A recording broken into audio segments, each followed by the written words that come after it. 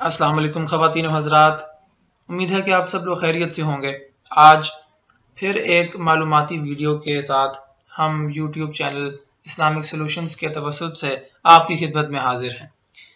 خواتین و حضرات، آج ہم ایک اسلامی موضوع پر بات کریں گے، بلکہ اسلامی تاریخ کے ایک ایسے واقعے کو بیان کریں گے کہ جس کے بعد آپ کو اسلامی تاریخ کے بہت بڑے ایک عالم کے بارے میں آگہی ملے گی، بلکہ آپ ان کے بارے میں پہلے سے ہی جانتے ہوں گے، لیکن آپ کو شاید یہ واقعہ ان کے بارے میں نہ پتا ہو کہ جس کے بعد آپ کی نظر میں ان کے لیے عزت اور بڑھ جائے گی۔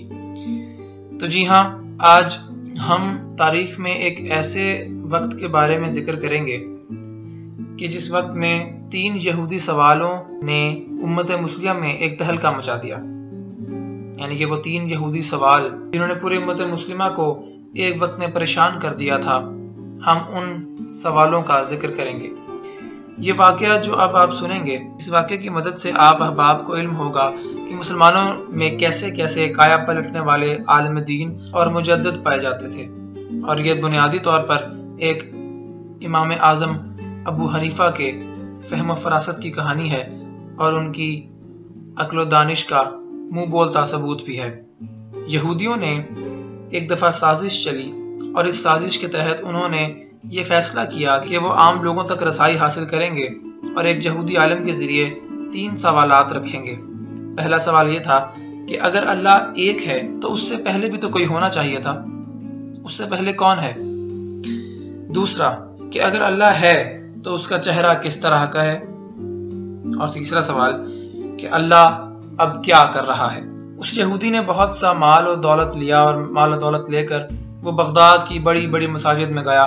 اس نے پہل بغداد میں آ کر ایسی بڑی مساجد کا انتخاب کیا جہاں اسے زیادہ سے زیادہ لوگ مل سکتے تھے اور سامعین مل سکتے تھے، اور پھر ان کے سامنے اپنا پہلا سوال رکھا کہ خدا سے پہلے کیا تھا، جس کے بعد نہ تو عام آدمی اس کا جواب دے سکتا تھا اور نہ ہی علماء کرام دے سکتے تھے، جو کہ اس وقت دین کی تعلیم بھی پھیلا رہے تھے۔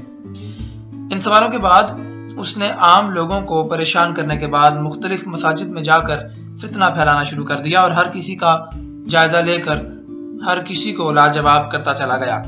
تمام مسلمان بلکہ تمام لوگ ہی پریشان تھے، اور تمام لوگ حیران تھے کہ کس حد تک یہ ماجرا جا چکا ہے اور آخر ایسا کیوں ہو رہا ہے۔ وہ شخص دربار میں گیا، اور دربار میں جا کر بھی اس نے یہی سوال کیا۔ اس نے جب یہ وہاں سوال کیا تو اس وقت کے خلیفہ عبد الملک بن مروان بڑے پریشان ہوئے، کیونکہ اس وقت کی شاہی علماء کی فہرست کو بھی اس سوال کے بارے میں علم نہیں تھا۔ انہوں نے پھر یہ سوچا کہ اس یہودی کو میں اپنا شاہی مہمان بناتا ہوں۔ جب انہوں نے یہ حکم دیا تو یہودی عالم بہت خوش ہوا۔ اسے یہ محسوس ہونے لگا کہ وہ اپنی منزل کے بہت قریب آ گیا ہے۔ وہ یہ سب کرنا چاہتا تھا اور کسی حد تک کامیاب بھی ہو چکا تھا۔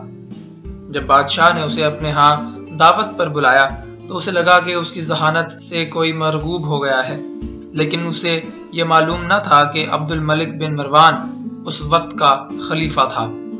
خلیفہ نے کہا کہ تم مجھے وہ سوال بتاؤ، میں کوشش کروں گا کہ ان کا جواب میں اپنے شاہی علماء میں سے لے کر دوں۔ اس نے سوالات بتائے۔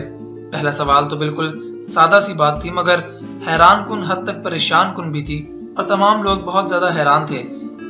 واقعی وہ یہ بات اس حد تک نہیں سوچ پائے تھے کہ اللہ ایک تو ہے، لیکن اس سے پہلے کیا ہوگا، اس سے پہلے کوئی تھا بھی یا نہیں۔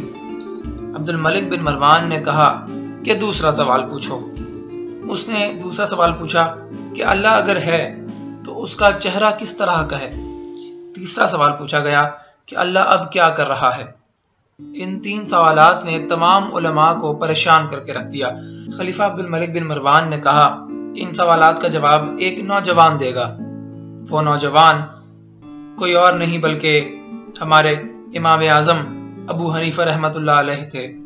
اس نوجوان کو بلا کر اس کو کہا گیا کہ ان تمام سوالوں کے جواب دے۔ نوجوان کو بلایا گیا اور وہ آ گیا۔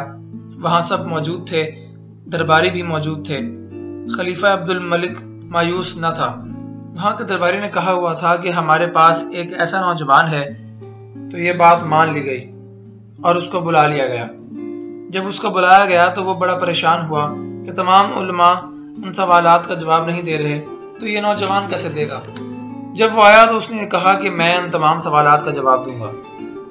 یہودی عالم نے بڑے روب اور دبدبے سے سوال کیا۔ پھر اس نے اس سے پہلا سوال کیا۔ نوجوان بڑے ہی اطمینان سے بولا، بادشاہ سلامت، کہ شخص سوال کر رہا ہے اور سوال کرنے والا مانگنے والا ہوتا ہے، تو مانگنے والے کو اپنی نشست پر آنا چاہیے اور دینے والے کو اپنی نشست پر آنا چاہیے۔ اسے کہیے کہ یہ اپنی نشست تبدیل کرے، میں اس کی نشست پر بیٹھوں گا اور یہ میری نشست پر بیٹھے، تاکہ پتہ لگے کہ یہ سوال کر رہا ہے اور میں جواب دے رہا ہوں۔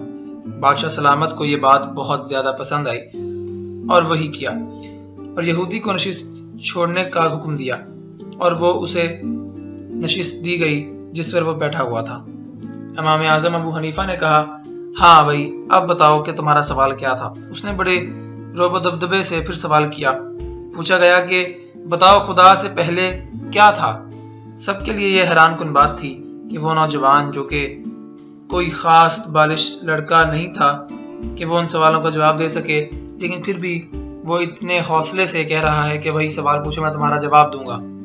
اب اس جوان لڑکے یعنی کہ امام ابو حنیفہ نے آواز لگائی کہ بھائی گنتی گنو۔ اس یہودی عالم نے گنتی گننا شروع کی، 1 2 3 4 5 6 7 8 9 10، اور جب اس نے یہ گنتی گن لی تو امام اعظم نے اس کو فرمایا کہ اب الٹی گنتی گنو۔ جب الٹی گنتی گنی تو جب اس نے 8 7 6 5 4 2 اور 1 پر آ کر رکا تو پھر اس نے پوچھا کہ اب بتاؤ 1 کے پیچھے کیا ہے۔ یہودی نے کہا، کچھ بھی نہیں۔ تو امام اعظم نے فرمایا، بس اللہ بھی ایک ہے اور اس کے بعد کچھ نہیں۔ دوسرا سوال پوچھا گیا کہ اللہ ہے تو اس کا چہرہ کس طرح ہے۔ اس نے کہا کہ ایک دیا جلاؤ، موم بتی لاؤ۔ وہ لا کر اسے جلایا گیا تو اس کی روشنی کے بارے میں امام اعظم نے پوچھا کہ اس کی روشنی کس طرف کو ہے۔ یہودی نے پریشان ہو کر کہا کہ یہ بچہ کیا کر رہا ہے۔ اس نے کہا کہ اس کی روشنی تو چاروں طرف ہے۔ آپ نے فرمایا کہ اللہ بھی نور ہے اور اللہ بھی چاروں طرف موجود ہے۔ اب تیسرا سوال پوچھا گیا کہ اللہ اب کیا کر رہا ہے۔ انہوں نے جواب دیا کہ اللہ اس وقت ایک نوجوان سے ایک یہودی عالم کو ذلیل کروا رہا ہے۔ اور پھر امام اعظم ابو حنیفہ کے نام سے اس طرح سے یہ واقعہ منسوب ہو گیا، اور آپ کے اصل نام کی بجائے، آپ کا اصل نام نعمان بن صادق تھا، اس اصل نام کی بجائے آپ کو ہمیشہ تاریخ میں امام اعظم ابو حنیفہ کے نام سے جاننا شروع کر دیا گیا۔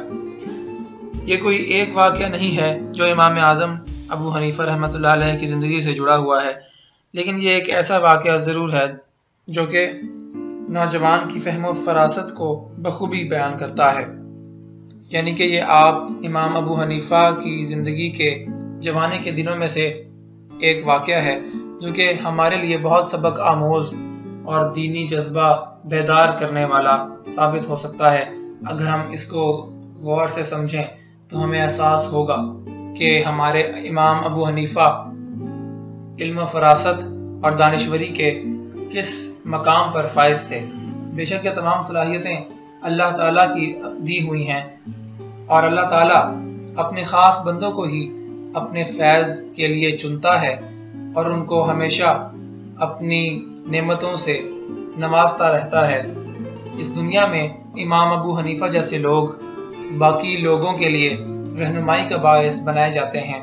اس لیے ہمیں چاہیے کہ اللہ کے ولیوں اور ان ولیوں کے آگے وارثوں کو بہت اہمیت دیں، اور اسلام کی تاریخ کے بارے میں جتنا زیادہ پڑھ سکتے ہیں پڑھیں۔ ہماری یہ ویڈیوز جو کہ اکثر ہم شائع کرتے ہیں، ان کا بھی مقصد یہ ہے کہ آپ کو اسلامک تاریخی واقعات سے گاہے بگاہے آگاہ کر دیا جائے، تاکہ آپ کی معلومات میں بھی اضافہ ہو اور آپ اپنے دوستوں، اپنے گھر والوں، اپنے بچوں اور اپنے ارد گرد کے لوگوں کو ان تمام چیزوں سے इसी तरह आगाह करें जिस तरह से हम अपनी जिम्मेदारी समझकर आपके सामने बहुत सारी मालूमात रखते हैं और उम्मीद करते हैं कि आप भी इसको अपना फर्ज समझकर आगे फैला दिया करेंगे। इसका एक तरीका तो ये है कि आप हमारी इस वीडियो को शेयर करें, लाइक करें, और अगर आप चाहते हैं कि आप रोज़ बाकायदगी से हमारी वीडियोस के साथ राब्ते में रहें, आपको नोटिफिकेशन मिलता रहे कि हमारी अगली वीडियो कब आएगी और किस बारे में आएगी, अगर आप ये चाहते हैं तो प्लीज़ अपने मोबाइल स्क्रीन पर सब्सक्राइब का बटन ज़रूर प्रेस करें और इस वीडियो को फैलाने में हमारी मदद करें। बहुत शुक्रिया।